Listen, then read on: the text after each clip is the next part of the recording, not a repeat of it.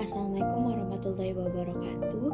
Saya Najla Balki Sabita. Nama saya Salih Sawara Mardetila. Nama saya Fania Zahra Anissa Salfi. Saya Zawon Nurfelias. Saya Zizi Zahra Zalianti Maridin. Psikologi humanistik adalah suatu aliran atau pendekatan dalam bidang psikologi yang fokus pada pengembangan potensi manusia, pengalaman-pengalaman pribadi, dan aspek-aspek positif dari kehidupan manusia.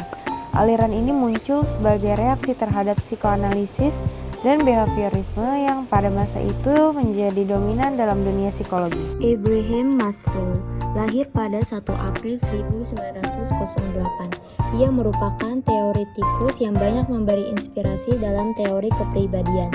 Ia juga seorang psikolog yang berasal dari Amerika dan menjadi pelopor psikologi humanistik. Ia terkenal dengan teorinya tentang hierarki kebutuhan manusia. Adapun hierarki kebutuhan tersebut adalah yang pertama ada kebutuhan fisiologis atau dasar, yang kedua kebutuhan akan rasa aman, yang ketiga kebutuhan untuk dicintai dan disayangi, yang keempat kebutuhan untuk dihargai, yang kelima kebutuhan untuk aktualisasi diri. Carl Ransom Rogers adalah seorang psikolog humanistik yang mengembangkan teori yang disebut unconditional positive regard. Rogers lahir pada tahun 1902 di Carolina Utara. Ia menjadi terkenal karena pandangannya tentang hubungan terapeutik dan teorinya tentang kepribadian dan aktualisasi diri. Menurut teori perkembangan kepribadian humanistik Carl Rogers, semua manusia ada di dunia yang syarat dengan pengalaman. Pengalaman hidup mereka menciptakan reaksi yang melibatkan orang dan objek eksternal, juga emosi dan pikiran internal. Ini disebut sebagai bidang fenomenal mereka. Bidang fenomenal menunjukkan pemikiran, tingkah laku, benda, dan juga kenyataan. Rogers mengaku bahwa perilaku manusia merupakan faktor yang dirangsang oleh kecenderungan aktualisasi diri untuk bekerja dan mencapai tingkat pencapaian dan potensi tertinggi yang dimilikinya. Dalam sistem ini, manusia menciptakan konsep diri atau struktur diri. Konsep diri yang negatif dikaitkan dengan membuat orang tidak bahagia dengan dirinya. Konsep diri yang positif akan membuat mereka merasa aman dan tentram.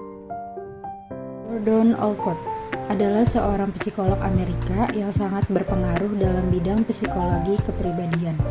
Ia mengembangkan teori kepribadian yang terkenal, termasuk konsep trait atau ciri kepribadian yang unik untuk setiap individu.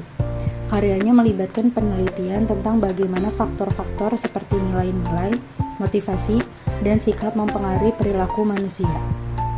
Allport juga dikenal karena konsepnya tentang fungsional autonomi, yang menyatakan bahwa beberapa motivasi individu dapat berkembang secara mandiri dari motivasi awal.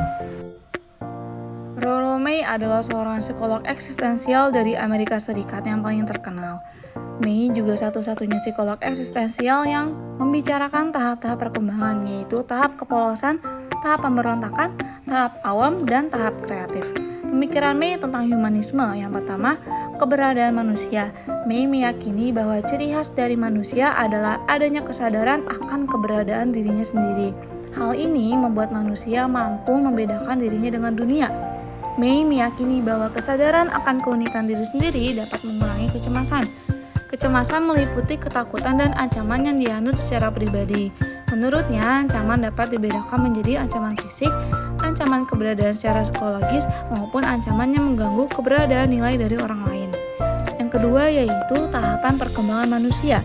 Ia menyatakan bahwa tahap remaja merupakan tahap pemberontakan dan perlawanan terhadap orang dewasa.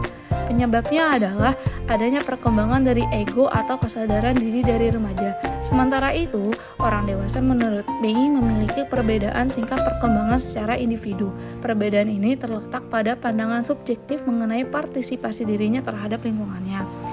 Dan yang terakhir, yang ketiga adalah kebebasan manusia.